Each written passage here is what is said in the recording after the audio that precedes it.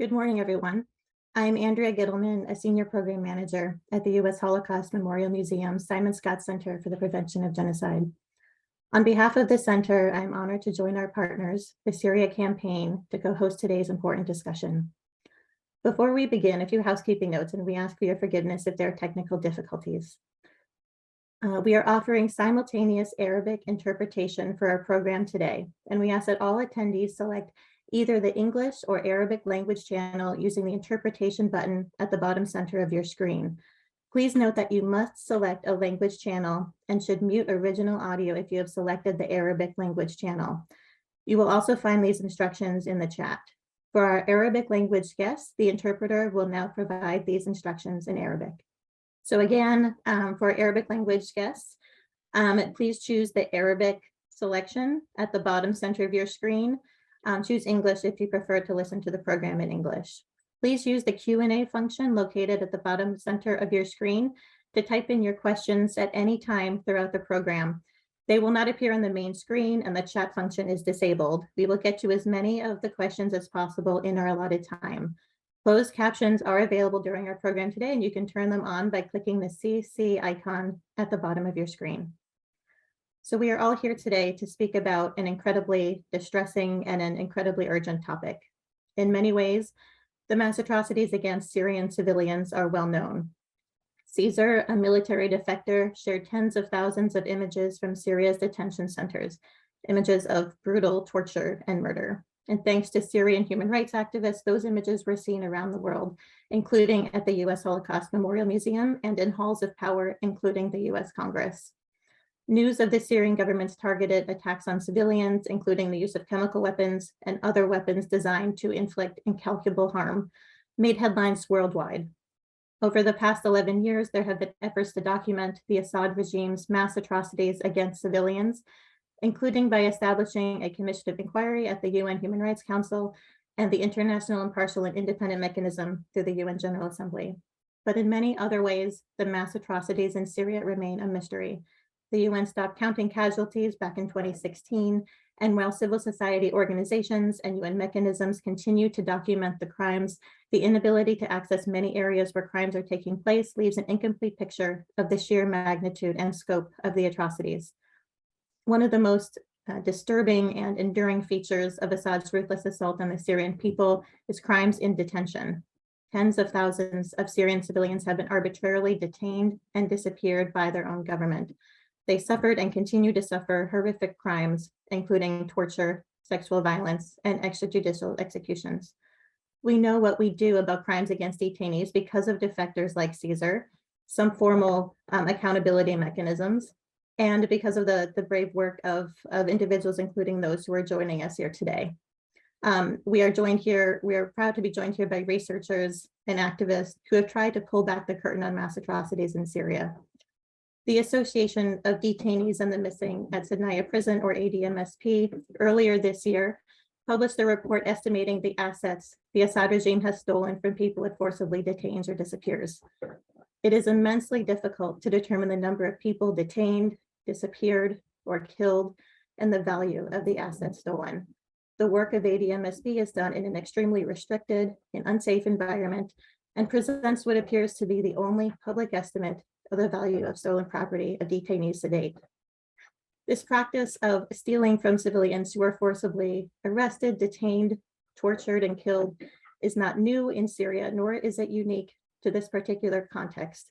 Yet it represents unique challenges to ending crimes related to arbitrary detention and disappearance.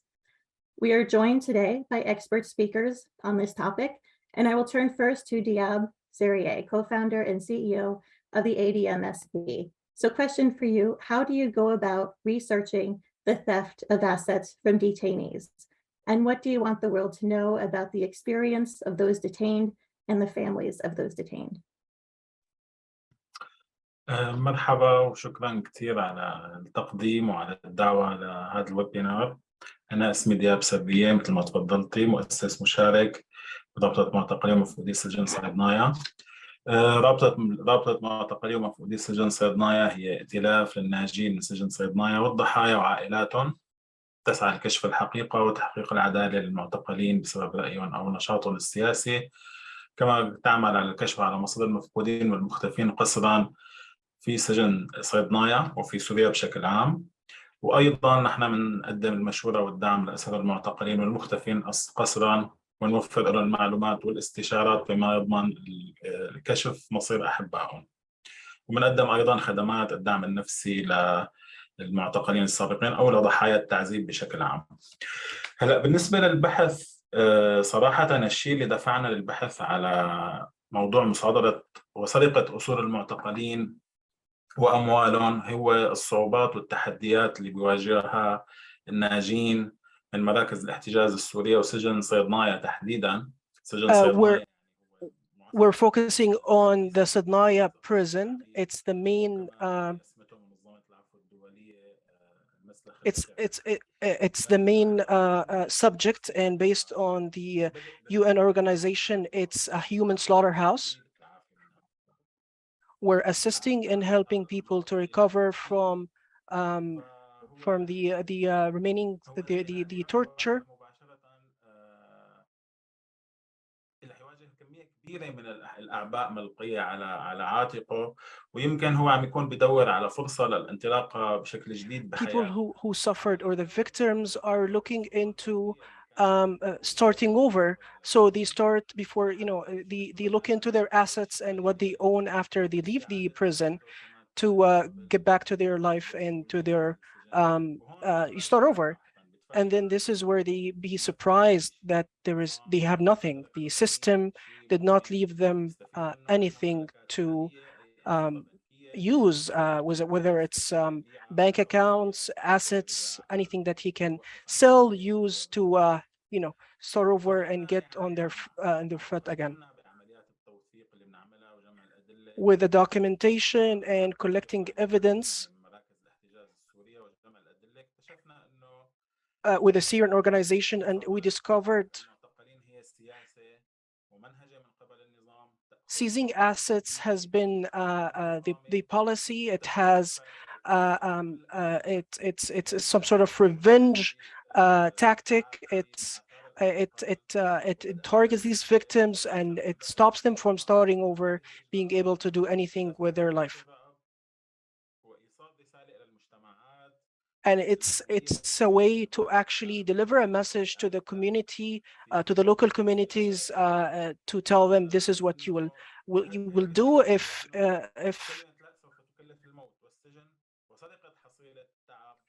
you go against us. We're not only just gonna imprison you, we're gonna steal the hours of your life.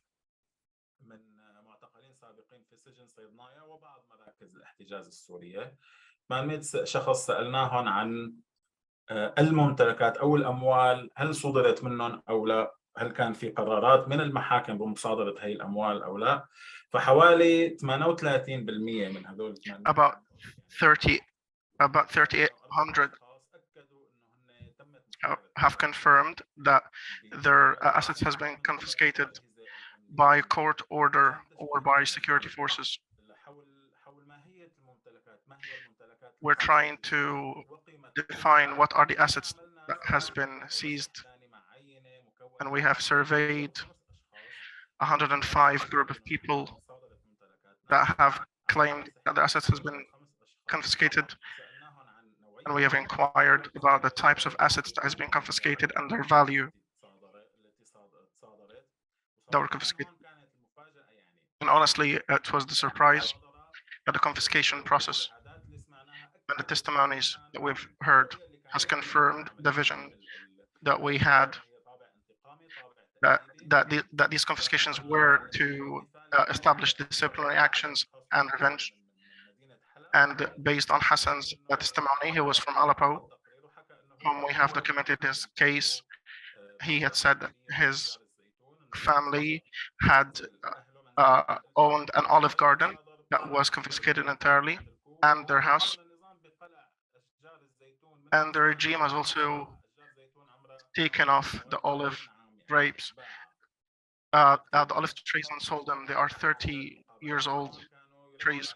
And during their interviews, they used to use a word more often, which is that the regime has stolen our assets.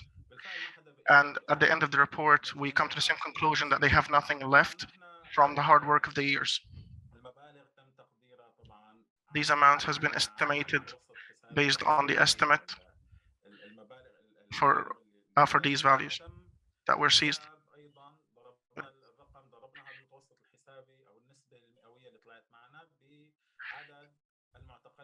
And we have calculated that versus the percentage of the detainees and the disappeared prisoners in Syria. But it ranges around 250,000. That's coming from Syrian organizations and from the UN and from human rights organizations. Says between 200 and like around 250,000 individuals were incarcerated. So it's 250,000, and the value doesn't go anywhere below 1.5 billion in USD dollars. The last point I wish to make, without further ado, that the Syrian regime has used detention and incarceration as a weapon, like any other weapon that was used throughout the last 10 years, like the carpet bombing. And we've witnessed the bombing that was being launched against the people of Aleppo and around the rest of. And we have also seen the documentation of the shooting for the activists in Khan Sheikhoun, but it clearly shows there aren't any documented pictures or audios that we have, except for the ones published by Caesar, that shows the means by which the regime uses detention as a weapon and also seizing their assets and killing all hopes in their ability to recover their lives after detention. Thank you so much for listening. Thank you, Diab, for that. And as I mentioned at the شكرا على outset, ذلك the work وكما قلت of, في البداية and I believe, I think Arabic interpretation can be on the Arabic channel, if that's right. The work of ADMSP is done in such a difficult environment. The work that you do is an important glimpse into the magnitude of the harm that Syrian civilians are experiencing. And thank you and your team for all of your incredible work. I will now turn to Tarek Ibrahim. This is a pseudonym. He is a survivor of Sednaya prison. He will have his camera off for security reasons. And Tarek, I would like to know, you know firsthand the immense harm and the terror that detainees in Syria experienced. You have shared how the Assad regime took your family's property and forced your loved ones to flee. Can you share what the regime's crimes meant for you and for your family? Greetings to you all. My name is Tarek Ibrahim. I'm from Damascus, a previous detainee in several prisons and prisons in Syria. I was detained based on my revolutionary activism.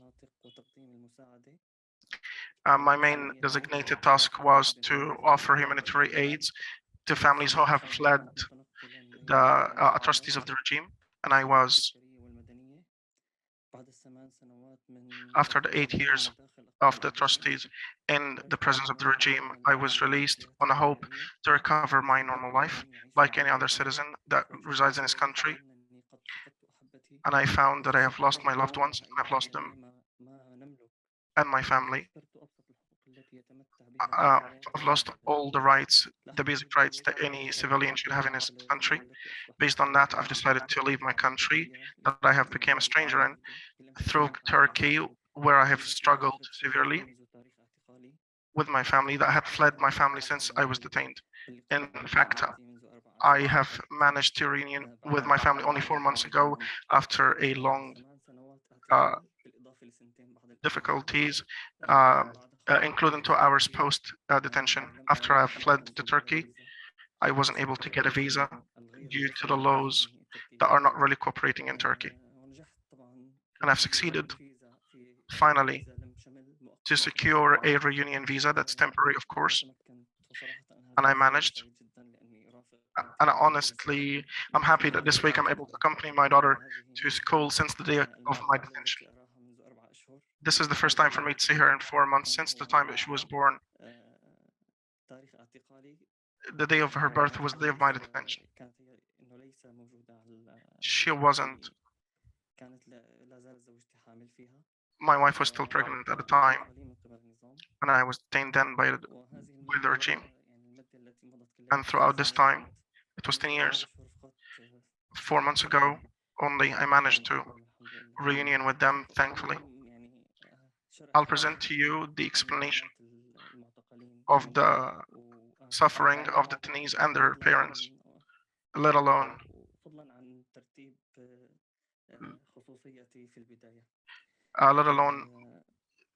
the personal aspects to my suffering.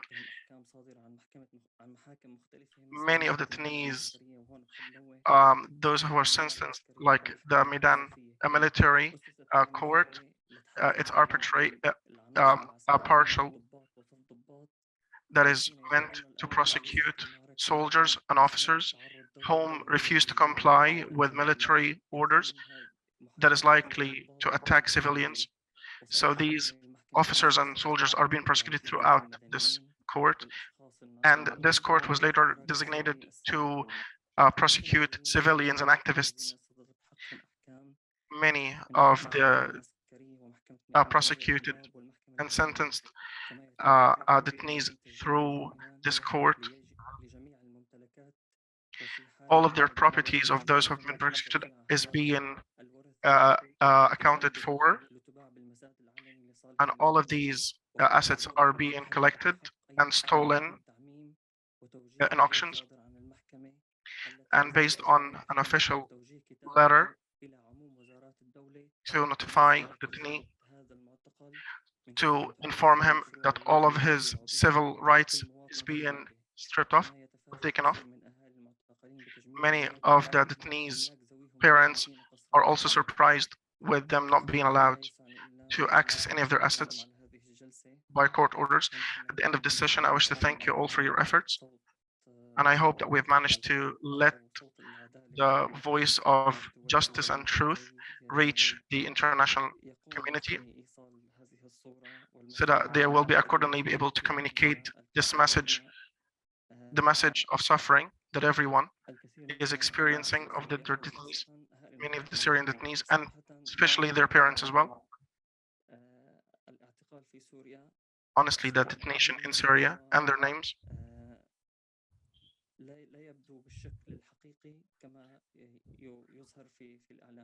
it doesn't seem to be given the sufficient coverage that's supposed to.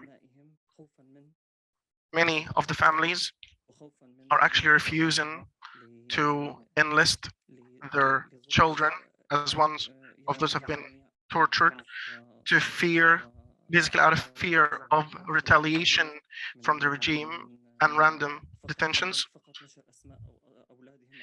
merely for publishing the name of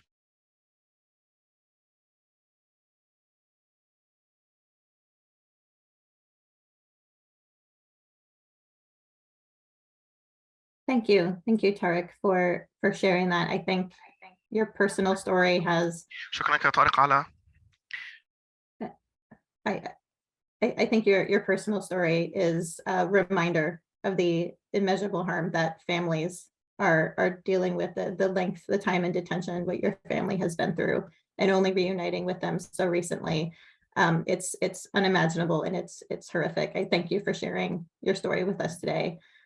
The story of how assets were stolen from your family and so many others presents pretty disturbing insights into mass detention, the system of disappearance, and what risks would be present for civilians who remain in Syria or those who might return in the future. I now turn to Sarita Ashraf. She's a senior legal consultant at the Simon Scott Center for the Prevention of Genocide at the U.S. Holocaust Memorial Museum. Sarita, how does this theft of assets from detainees fit into the larger picture of mass atrocities committed against Syrian civilians? Thank you, Andrea.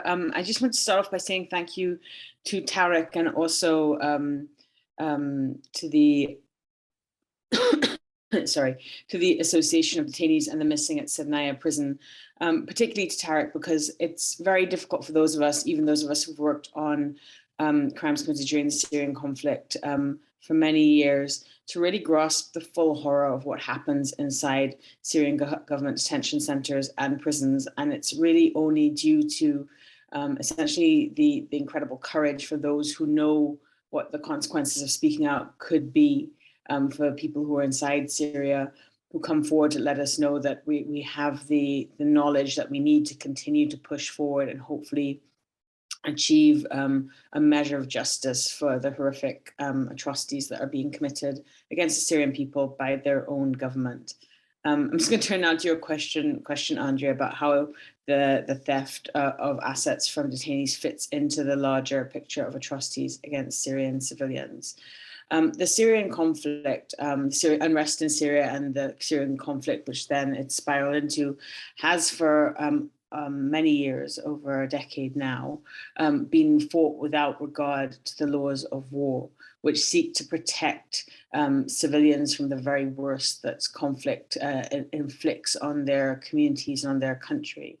The result has been that there has been massive and systematized violence, with civilians bearing the brunt of the horrors of the conflict.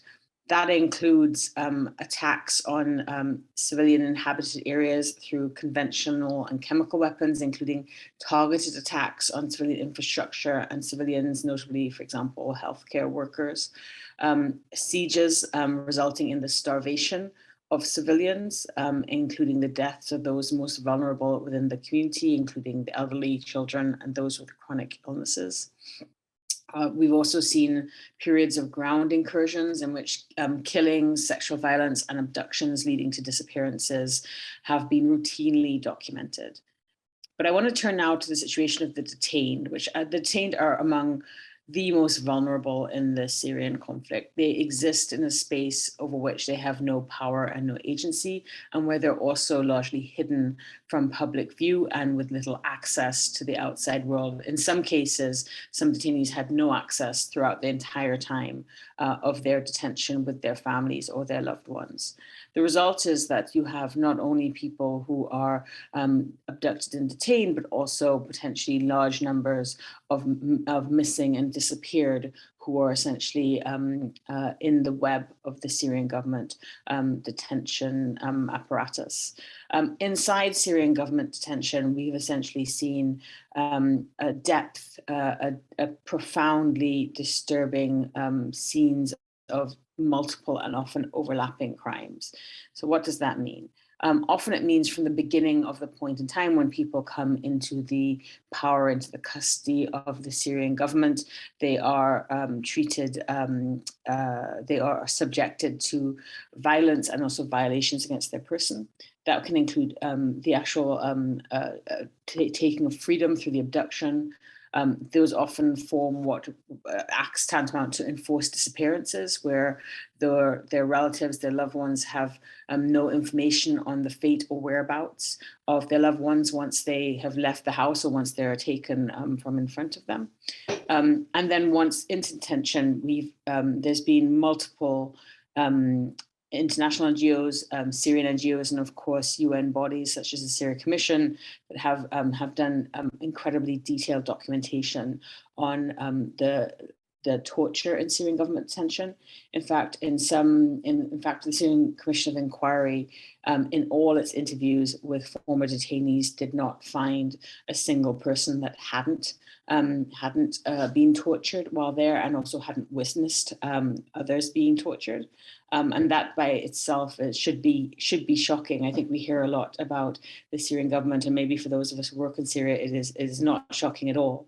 But if you can imagine it, every single person who's interviewed, and we're speaking here about hundreds of people, of course, only a small subsection of what are likely to be hundreds of thousands of people who have been detained or are currently detained. But we are looking at a complete, across many different detention centers and prisons, an extremely systematized form of violence. We've also documented the various NGOs and, as I said, international NGOs and the UN have also documented sexual violence occurring in prison, including sexual torture, and of course, other forms of treatment, including denial of medical care, denial of food, in some cases denial of heating, all of which have contributed to deaths in detention.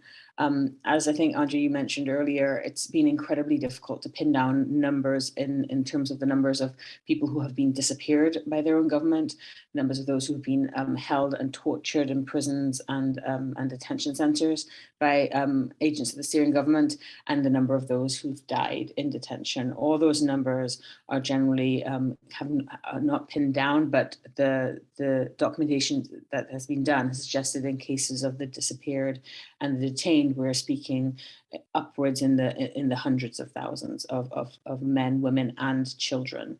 When it comes to those who have been killed in detention, the documentation, the survivors that have come forward have painted a picture of people who have been killed as a result of extrajudicial executions inside the prisons, people who have been killed as a result of torture, and people who have died as a result of the conditions that they are exposed to in the prisons. So when we get to the issue of the theft of assets from those who were detained, it is one more weight on the detainees, in the sense of how they have been dehumanized, how they have been cut off from any sense of rights, any sense of respect and dignity for themselves and as human beings, but also the further lengths that the Syrian regime will go to in destroying the lives of its own citizens who it perceives to be insufficiently supportive of it and how it has conducted itself. There are two things I just want to emphasize before I close off. The first is that when we speak about the impact of these crimes, often we speak about the lifelong impact of health, on the mental health and the physical health of the individuals and of their families. But also really we should be speaking about the generational impact on Syrians. And I think that is as true for trauma in the family, where, for example, a father has been taken away and held for years and perhaps never has returned without any ability to understand what's happened to him, even where he has returned. But here where we're seeing the entire foundation of the family's future being ripped away from them, we also have to think about the generational impacts that has on Syrians who have been the subject of targeted attack, including through the seizing of assets by the government. The second thing I want to say is I think that for those of us who are working on justice particularly, this report and this information, which really has been, is a new window into what detainees in Syria and their families are suffering and have suffered. The question becomes what understanding of justice will meet this harm. A lot of the work that is being done is geared towards criminal prosecutions, and that's incredibly important, I think, in terms of asserting the rule of law, drawing a line under impunity. But I think this report also starts us to push us further into the question of how important other pillars of transitional justice, along with criminal prosecutions, will be. And that includes discussions, for example, around truth-telling and reparations. So I think when we speak about this report highlights the fact that justice for Syrians will not only just have to be deep and long-lasting, but also broad and encompassing, meeting a wide range of harms. Thank you. Thank you, Sarita. That I think helps give an understanding of the context and the scope in which these crimes are taking place. And I think your point about how the Assad regime is seeking to truly destroy the lives of those it detains, not only the people who are detained, but ensuring that that harm is inflicted on their families, so stealing from the families, and that harm passes down through generations. This is something we've seen through multiple contexts. I'll now turn to Sarah Hashash, the Communications Director for the Syria Campaign. Sarah, how has this practice of stealing from detainees impacted the wider economic crisis in Syria? And what does it mean in terms of the ongoing risks that civilians in Syria may face? What would happen? What would we expect to happen to those who perhaps would return to Syria? Thank you, Andrea. Yeah, so as you mentioned, I work with the Syria Campaign, and we work very closely with Diab and the ADMSP, as well as other family and victim groups who are campaigning for justice and documenting atrocities going on there. But just to turn to your question, I think it's really important for us to look at the economic context in Syria to be able to understand a little bit more about the motivation of why the Syrian regime has adopted this practice, and to understand its increasing prevalence in recent years. Syria has faced a really crippling economic crisis, largely the result of more than a decade of conflict, government corruption, as well as the impact of UK, US and EU sanctions over a large number of years. And as a result, the regime has found itself strapped for cash and looking for alternative sources of revenue, and confiscating the assets of detainees has been one such form of that revenue that they've been able to obtain. Another has been, for example, extorting money from the families of detainees or people who had disappeared, searching for their loved ones, which is also something that ADMSP has documented recently.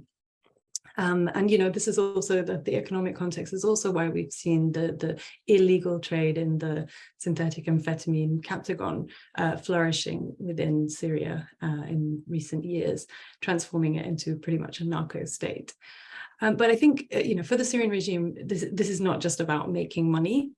There's, as Diab mentioned before, there's a clear element of revenge to it, and there's a clear desire to sort of crush that spirit of the detainee as they emerge from prison and leave them completely broken and unable to kind of resist. And we've seen, like, since the revolution began, we've not seen that resolve falter on behalf of the regime and its desire to kind of make sure that it crushes every form possible of dissent. We see that because we see that horrific crimes continue to take place today, whether they are enforced disappearance, arbitrary detention, torture. And these are things, that continue to take place that affect not only people who are living today in Syria, civilians who are still there, but also Syrians who may choose to return. Human rights organizations have, like Amnesty, Human Rights Watch, and even just this week, the Commission of Inquiry released another report that confirms that Syria is not a safe place for refugees to return to. They've documented really horrific crimes, from sexual violence to torture, even extrajudicial killings of people who've returned and found themselves arrested, sometimes even after they'd gained sort of security clearance to return. And I think that is a really sort of telling overall assessment of the situation that we have in Syria today. But despite all of that, we've still seen, particularly amongst Arab states, a sort of growing trend towards normalization with the Assad regime. And, this has simultaneously coincided with hostility towards refugees in Syria being on the rise inside neighboring countries like Lebanon and Turkey, and a really horrible climate for refugees where they're facing rampant discrimination, xenophobia, and, near persistent threats from governments in those countries that they might be forcibly deported back to Syria. And all of that is happening in part with the help of this narrative, an image that the Syrian authorities are trying to portray, that Syria is a safe place right now today. And we've seen lots of media reports recently highlighting how the regime has been relying on Western YouTubers and travel tourism bloggers who visit the country and report a very sanitized image of Syria today, saying the war is over and it's a safe place for people to return to. And I think that that's why it's so important for the work to highlight the work that ADMSP and all of the other kind of victim and family groups are doing to continue to show that there are still these atrocities going on, as on a huge scale, like Sarita highlighted, and campaigning for justice for those crimes. And we shouldn't really allow the Syrian regime to get away with its, spreading this false narrative that Syria is a safe place today. Thank you, Sarah. I mean, it is a terrifying picture. And yes, to underscore the incredibly important work that victims and survivors associations are doing, civil society, ADMSP, and you at the Syria Campaign are doing to make sure that we do not forget that these crimes are not only in the past, they continue to happen today, and too often they continue to happen behind closed doors. Shining a light on these crimes is so essential. So we can take questions from participants. If you would like to submit a question, please use the Q&A function at the bottom of your screen. I will address as many as we have in the time allotted. First, I would like to pose a question to Diab.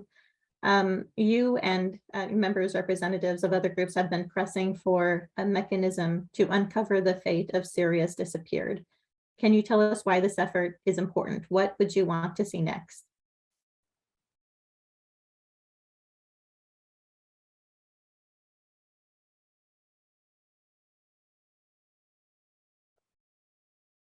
And that's a question specifically for Diab. Yeah, go ahead.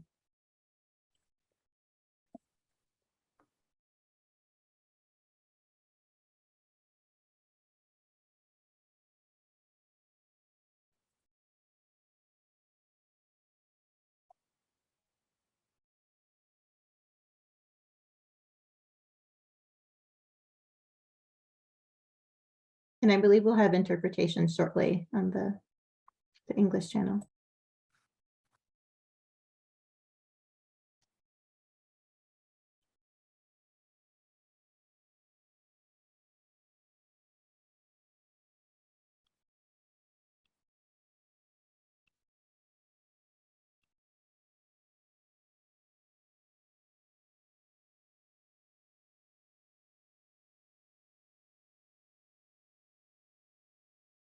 This is the interpreter speaking. I'm not able to hear Mr. Diab. Not sure if he's muting himself.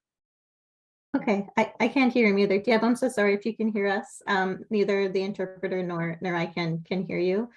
We're going to figure that out because we really would like to hear your response to that question. And I'm sorry, I'm so sorry about that. I'm going to move to another question, but then I would like to come back to you. Andrea, in the meantime, I'd like to say something on that point. Please do. Thank you, Sarah. Go ahead. Thanks. It's a huge achievement, actually, the moves towards getting this mechanism. It's an achievement. It's like a triumph for the families and the victim groups they've been calling for this for a really long time. They've been tirelessly trying to knock on everyone's doors, make sure that people listen, because for them it is about finding answers and clarifying the fates and whereabouts of their loved ones. So I think now we really need to see it kind of being implemented and being implemented effectively, creating an institution that has the power to achieve the goals that it was set up to do. I think, it's finally, after sort of 11 years, a kind of glimmer of hope for the big case of the disappeared, but we have obviously got to wait and see whether it turns into something that is actually effective and meaningful. Thank you, Sarah. I think that's a good point. It's also 11 years into a crisis where detention has been a major feature along the way. But I agree that this is substantial, and it's because of the work of people, including those here today, why that's a possibility. Diab, can we try again, perhaps to speak, and we'll hear Arabic interpretation?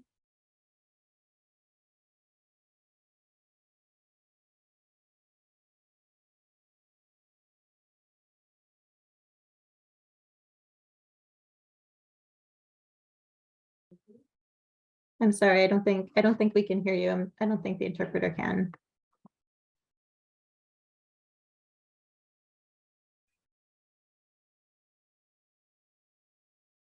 I'm so sorry. We will try again to fix this. Thank you, everyone, for your patience. We certainly want to hear what you have to say. تسمعوني هلا? Are you hearing me? Yes, thank you. This is the interpreter. I can hear him now. Great, wonderful. Thank you. Go ahead. No, تفضل. أنا كنت عم أحكي عن موضوع الاختفاء القسري، إنه هو موضوع بيتعلق بمستقبل سوريا. I was talking about the kidnapping. It's about the future of Syria. The estimation is talking about 150,000 people who are disappeared. This is 150,000 family, 150,000 wife, 150,000 family member waiting for a son, a brother, and there is no glimmer of hope because the system the regime is not providing any information, refusing to provide any information to families. The families don't know where to go to ask about their kids, their children's future. This is all about the future of Syria.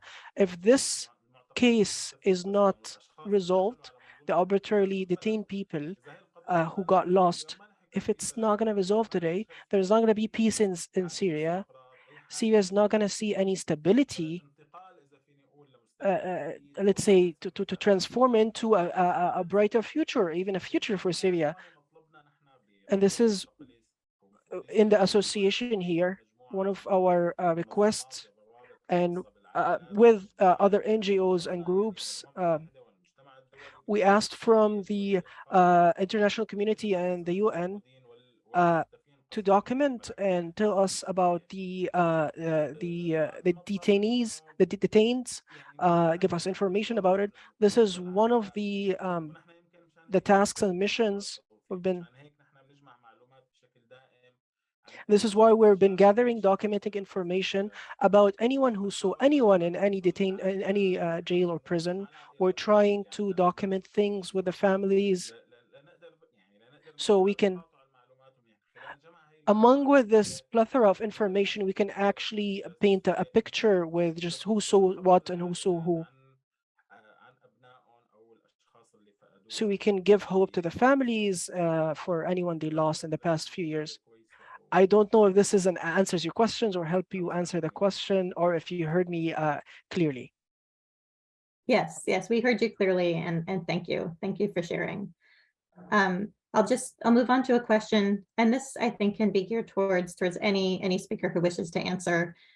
But theft of assets from victims is a feature across many conflicts and many situations of mass atrocity. And what we've seen is this practice tends to shape who are the winners, who are the losers after the end of a conflict. And Diab, you were just mentioning, we're talking about the future, the individual's future, the family's future. In addition to the extreme harm that's being inflicted now, stealing from detainees and their families will have long-lasting consequences. So how will the Assad regime's practice of stealing from detainees shape the future of Syria in the long term?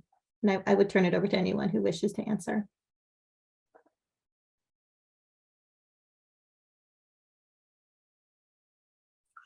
هلا يمكن أنا آسف بس بدي مضطر أجاوب على هذا السؤال.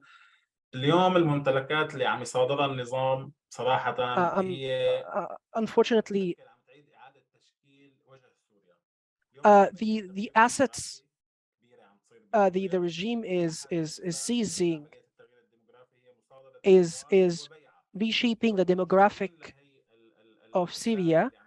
The assets that are being sold and the buyers are things like countries like Iran, where they're buying these assets. So they're actually changing the demographic status of the country. They were talking, there was reports about Iran purchasing a lot of properties, and these properties were under the under areas in Syria where they were saying no to the regime. So we're noticing a lot of movement and purchases from Iran. We're talking about Halab, Homs suburban areas, and we're talking about a lot of families that have been driven out from these places.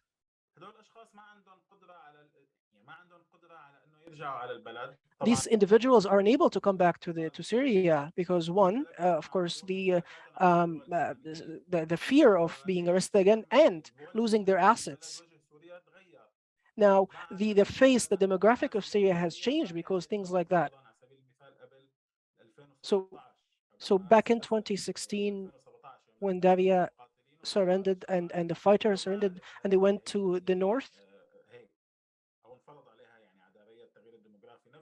because that was a demographic change. And now with Halab and Homs, because of losing the asset, the demographic structure of the cities are changing for the country, actually. Thank you for sharing. Other panelists, does anyone want to speak to that question? Is how this practice will shape the future of Syria? And yes, Syria, go ahead, sure. Yeah, I mean, I think it's going to be tremendously hard to tackle in what we hope will be a post-conflict Syria under a different government eventually. We've already seen in the internal accords following the end of the conflict in the Balkans, this tremendous issue around property and how you reconcile the return of property, the accounting of property, and that's really movable, tangible property. In this case, the assets that have been determined to have been confiscated actually include quite a large range of assets, including such things as, for example, jewelry, other forms of wealth aside from simply property.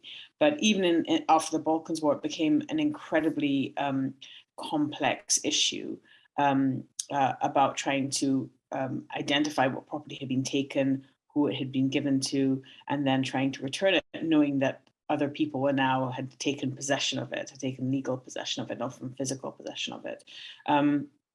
So the one thing I would say is that from the point of view of kind of justice, it's an incredibly complex situation.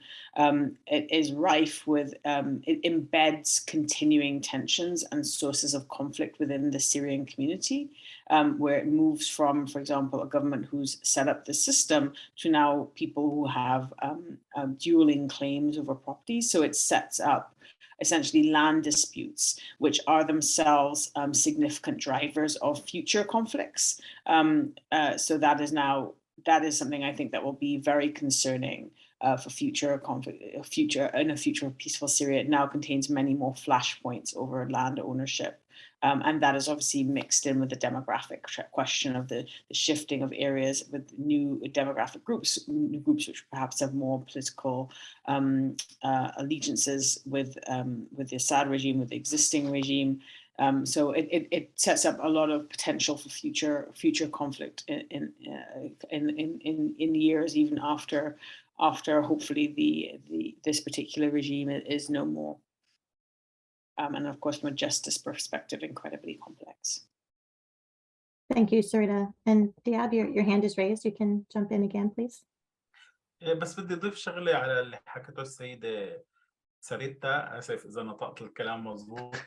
I would add one more thing for Miss Sarita. I'm sorry if I'm mispronouncing this. Okay. There was a lot of stealing of things like jewelry, like, for example, the security forces, when they raid a house, anything in the house during the search, dollars, euros, jewelries, these things will be seized. For example, in a checkpoint, if someone has his car and they arrested him, his car is seized. He can't have it again. A lot of people reported that my car was stolen and the security forces took it.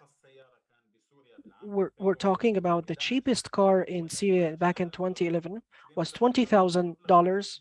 That's a huge amount of money for Syrians. The houses that were seized in Damascus is one of the most expensive property areas. It's as expensive as Paris, and nobody can live in or own in Damascus. Very few families that can live there, people who just inherited them from their parents, from families, for grandparents.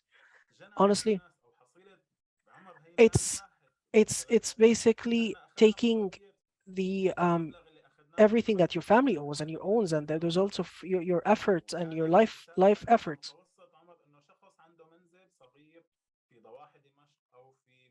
The calculations we made, the assessments for someone who has a small house in the suburbs of Damascus, and it was estimated for someone who has a small house that worth 5 million Syrian liras. That takes you about 10 to 15 years of work just to buy such a house in Syria. So basically seizing that, someone just took 10 to 15 years of your life away.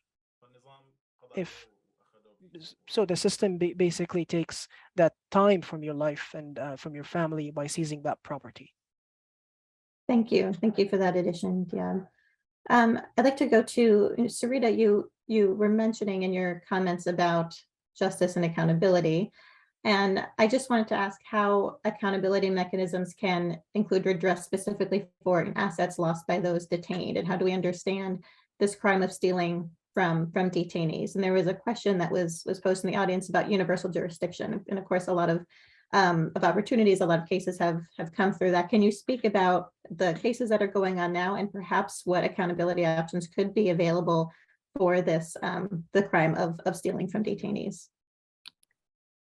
Sure, thank you, Andrea.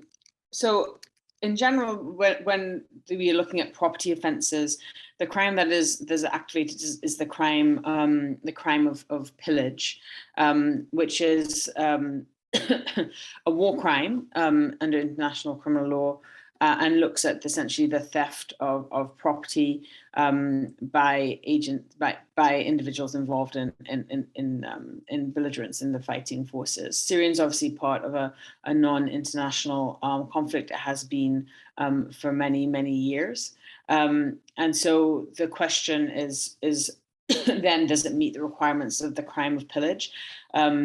And in general, it requires that, at least at the ICC, it requires that they're intended to deprive the owner of the property and appropriate it for private or personal use, and it was done without the consent of the owner. So the question, I think, will be for those of us involved in documentation, developing an investigation plan which is geared really to understanding whether the crime, what has happened fulfills elements of the crime of pillage, and pushing forward to ensure that that crime is investigated at all levels of the kind of documentation community, and then information is collected around the linkage.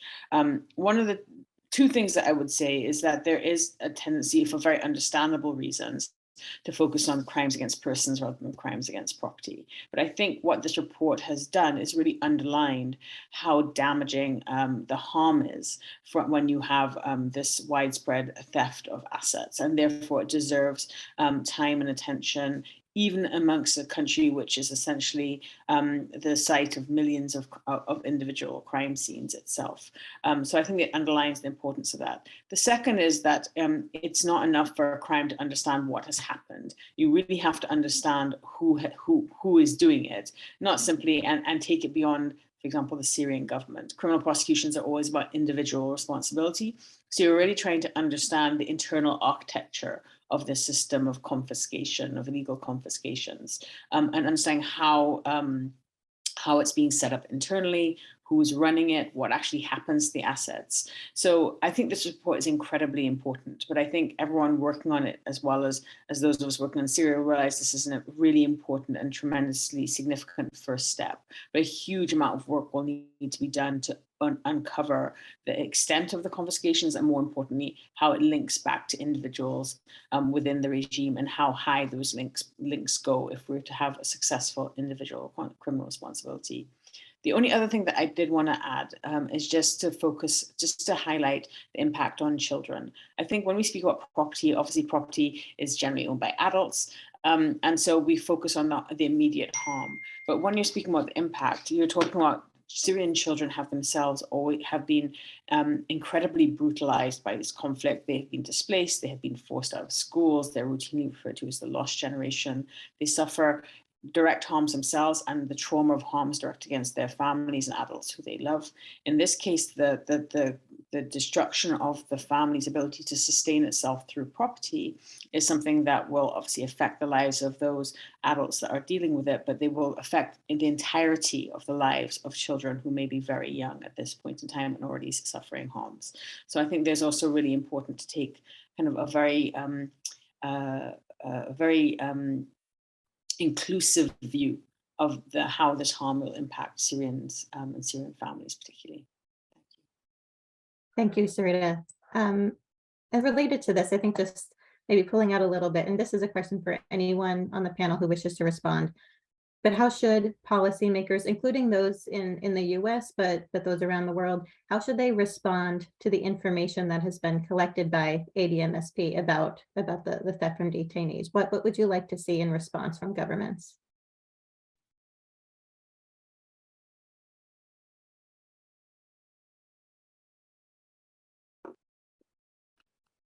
And yes, Sarah, go ahead. So I think that the findings need to really spur the US and wider international community to really push for the release of detainees and an end to the practices of enforced disappearance and torture and things like that. These horrific things that have been going on in Syria for such a long time with no even tiny glimmer that there might be justice for those happening. But I think we also want to see some more vocal support for the work carried out by ADMSP and other organizations like Syrian human rights organizations and Syrian victim and family groups who are campaigning and doing really important work to try and push for justice. And I think, also that one clear thing they could do is, throw their real weight behind ensuring that the mechanism is a success and is given the resources and the power that it needs to succeed, in terms of support, just being supportive of the mechanism. And I think overall, the US government hasn't really set so far a very clear Syria policy, despite promising that human rights are going to be at the core of its foreign policy, the Biden administration specifically, I mean. And I think there could be room for more concrete action from the US to sort of stop that trend that I spoke about of normalization, particularly in terms of being sort of more forceful in and more vocal when it comes to its own regional Arab allies, pursuing normalization of ties with the US, with the Assad regime. Thank you, Sarah. Diab, did you want to? Yeah. Yes, go ahead. شكرا سارة. Thank you, Sarah. Yes. Honestly,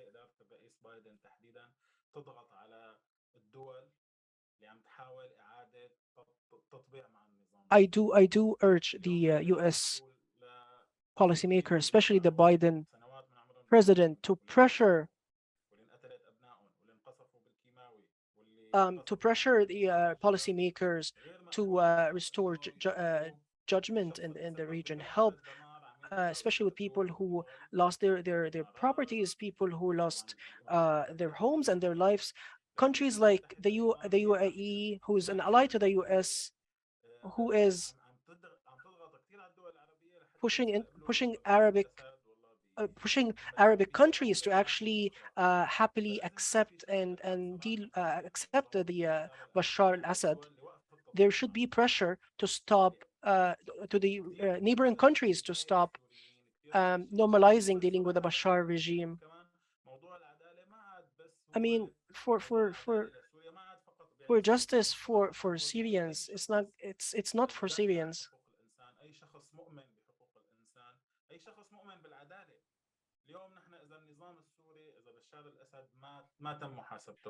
Nowadays, if Assad would not be held accountable, and if he will be invited to conferences,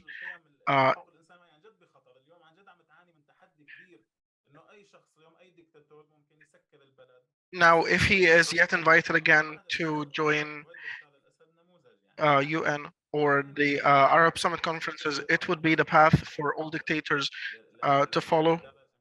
Now we're just trying to pass this decision to the US to pressure politically the countries who are trying to get the relations restored with Syria to cease doing so. Thank you for that. And and just to end with one question, and this came in from a participant. It's geared towards Diab and Tariq for either who would like to respond. The question focuses on the fact that many people might not be reporting crimes, including theft of assets, but other crimes that they may have experienced out of fear of reprisals, or just out of this general climate of fear that the Assad regime has created in the country. Can you talk about the fear that survivors, victims are feeling, and how that impacts the work that you're doing when trying to paint a picture of the crimes that are happening?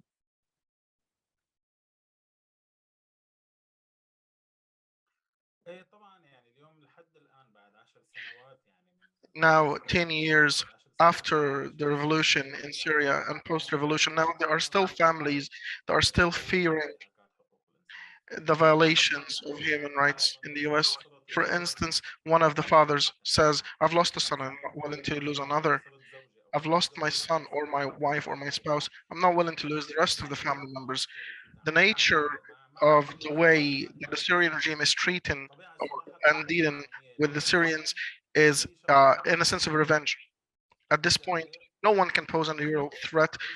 Anyone who had been murdered, anyone that had not been murdered had to flee the country. We're still discussing the same situation, the confiscation. Lots of families fear to utter the words that they were having assets that were seized. They're fearing the local communities. That simply means that everyone around them will point them as people that took part in the revolution, as an opposition, and we don't want to have any correlations with you, and you deserve what came about. So people fear talking about these things or report their assets being confiscated. A lot of people discover by coincidence that their assets has been confiscated. They are living outside of Syria, so they're asking their relatives who are in Syria to sell their assets to give them money because they are in a need to use it, maybe to solve a financial hardship.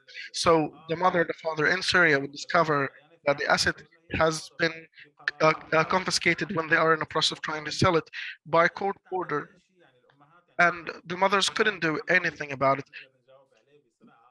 The law is there and it's firm, and the mothers stood helpless. They are unable to do anything. This is one of the difficulties that's keeping us from being able to work freely to document and count the assets that were seized and how we should deal with it. Thank you for sharing. And Tarek, would you like the final word on that point?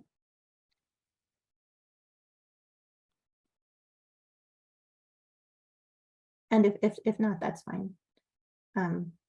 Well, thank you. I know we're a bit over time. I think this panel has done so much to illuminate a often forgotten or not even discussed part of the web of crimes that the Assad regime is committing in Syria. I'd like to thank the Syria Campaign. I'd like to thank ADMSP, and I'd like to thank all of our panelists for joining us today. Thank you to everyone in our audience. I think what has come across for me is not only the long-term consequences and the immense harm that's detainees stealing from their families will inflict, how this will shape the future of Syria, but also the point that Diab made just a moment ago about how we respond now is important. If these crimes are ignored, the crimes of stealing versus the general crimes against detainees, if they are ignored, we are creating a gruesome playbook for the next would-be perpetrator. I think how we respond now will say a lot for the people in Syria and also for civilians at risk in so many places around the world. Thank you again for highlighting this. Thank you for your important work. Thank you again for joining us today.